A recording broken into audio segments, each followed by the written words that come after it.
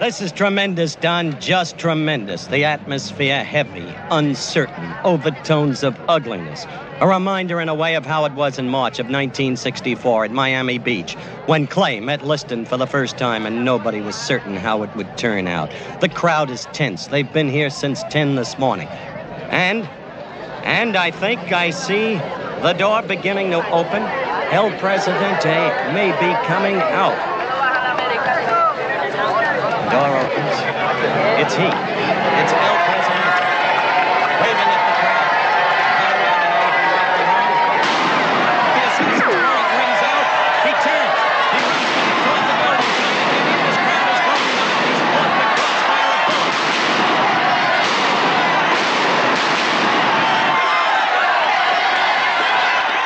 And down.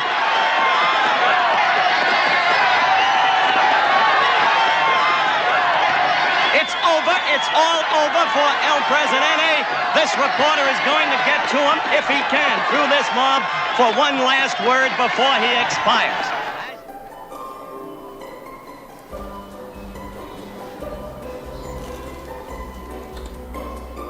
If you can't take the heat, stay out of kitsch. We're all consumers, and our lives and what's going on in the world are all commodities. Woody Allen's 1971 film Bananas, in one particular scene, uses satire to show the assassination of a world leader as a sporting event, an entertainment, with legendary sports journalist Howard Cosell giving play-by-play during what appears to be a televised event with spectators. Satire, yes, but it's not so far-fetched. Art functions as a communicative discourse, commenting on society and holding the power to influence the world. And while some might argue that something like a comedy or something like kitsch, a work that doesn't seem so serious, is not art, it's in looking at and comparing Live Ammo Blang from 1962 by Roy Lichtenstein and Party Hat from 1995 to 97 by Jeff Koons, through their use of line, light, and color, that viewers might see that not only can a work that is seemingly playful be considered art, but it can possess cultural significance to create a communicative discourse, while also making a point itself through its own commodification, which just might force society to pause and reflect. During a recent visit to the Broad Museum in downtown Los Angeles, I came across two paintings that jumped out at me, and I saw that when looking at them, some might think of these works as kitsch and not high art. Just take a look at Lichtenstein's Live Ammo Blang.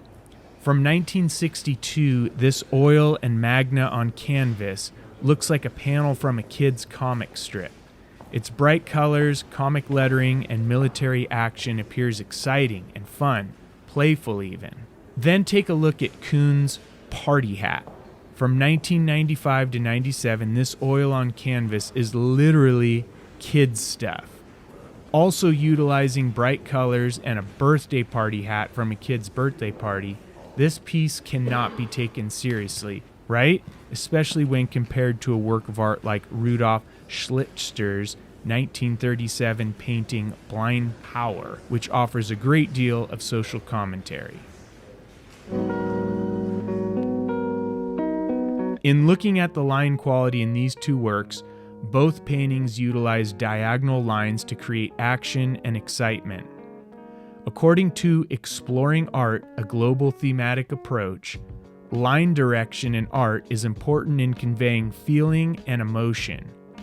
Authors Margaret Lazari and Donna Schleisier write, horizontal lines may imply sleep, quiet, or inactivity. Vertical lines may imply aspiration and yearning, as if defying gravity. Diagonal lines suggest movement because they occur in the posture of running animals and blowing trees, whereas curving lines may suggest flowing movement. In Live Ammo Blang, the firing weapon, along with the smoke from the shot fired, creates the diagonal line and movement in the piece. In Party Hat, the diagonal lines come from the party hat itself, and the reflection of the party hat off what looks like some kind of reflective surface. And to what purpose is all this movement and excitement used?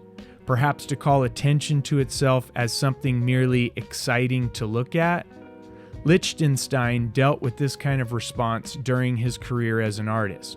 According to an article about him, much of his work was in this comic style, but he also did more modernist paintings as well.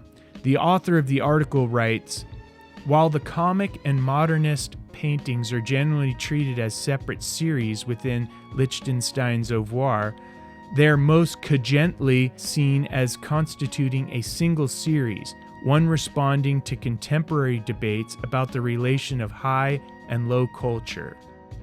In other words, Lichtenstein's very intentions behind this kind of exciting comic art, usually considered entertainment or even kitsch, is the statement he was trying to make in defense of what some consider low art. Koons, too, with his party hat, makes this very idea clear, as written about in an article about his work. Deriving inspiration from everyday items including children's toys, cartoon characters, porcelain figures, and party decorations, Koons appropriates advertising campaigns and consumer goods alike. In doing so, he initiates a dialogue about the role of material objects in our lives and the consumerism of society as a whole. Many of his pieces look cheap, but are expensive, an ingenious reversal of economic logic that forms the basis for his commercial success. Rather than offending the art snob, Koons has challenged top collectors to revise their notions of what is fine art. In other words, the goal behind his art is not the goal behind kitsch, which is oftentimes mass production and profit, though commercial success out of art like his came not in large numbers sold, but rather in large amounts for each piece. Similar to how both artists use line, in looking at light and color in these two works, both paintings again go for action and excitement. Going back to exploring art, a global thematic approach, authors Lazzari and Schleisier write, "A range of values can also express emotion. Stark, high-contrast drawings may carry a strong emotional charge, like Shoki the Demon Queller, whereas the more subdued tones in Fiorentino's drawing may lull the viewer." The Fiorentino drawing referred to there is recumbent female nude figure asleep. But both Live Ammo Blang and Party Hat use a range of light values, shadow, highlights, and high contrast to indeed carry a strong emotional charge. The color, too, in both paintings add to that effect. Lazzari and Schleisier make the point clearly. A high-intensity color is brilliant and vivid, whereas a low-intensity color is faded and dull. There is nothing dull about Live Ammo Blang or Party Hat. Koons makes no apologies for his work. He is quoted as saying that the childlike art he creates, Party Hat included, depicts hopefulness. In the same Koons article previously referenced, the authors write that Koons's work recalls the unbridled optimism and wonder of childhood, while functioning simultaneously as a reminder of this naive state of development, replaced in adulthood by covetousness for luxury and beauty. And while Koons asks why childhood images cannot be taken seriously, Lichtenstein says that his cartoon style is actually inspired by artists like Joan Miro and Pablo Picasso. In the Lichtenstein article previously referenced, the author quotes Lichtenstein. "There is a relationship between cartooning and people like Miro and Picasso which may not be understood by the cartoonist, but it definitely is related even in the early Disney."